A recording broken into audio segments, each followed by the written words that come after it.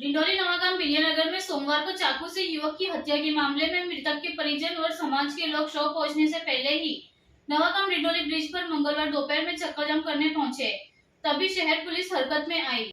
वहां हुई इस घटना के कारण ब्रिज पर 3 किलोमीटर तक वाहनों की लंबी कतारें लग गई थी। मृतक के परिजनों ने पुलिस से कहा कि हत्यारे को यहाँ लाओ, सरगस निकालो या फांसी दो।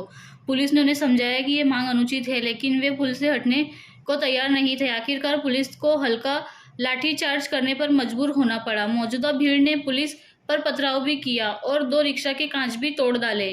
डिंडोली पुलिस और उच्च पुलिस अधिकारियों सहित पुलिस ने आधे घंटे के भीतर मामले को नियंत्रित कर लिया। જે ઘટના બની છે કઈ રીતની હતી સમગ્ર ઘટનાને શા માટે બની હતી?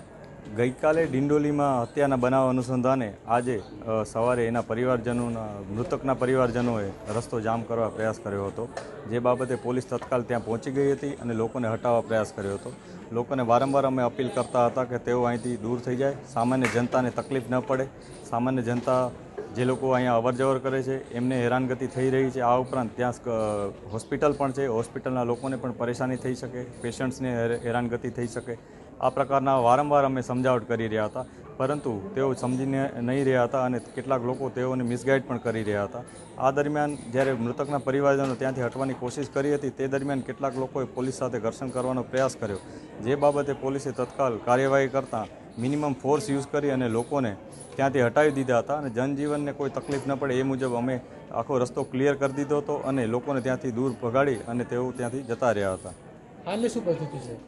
હાલ વિસ્તારમાં સંપૂર્ણ શાંતિ છે। જે મૃતક પરિવાર છે એ લોકો સાથે જ અમે છીએ, એ લોકોને વિસ્તારમાં અમે હાજર છીએ।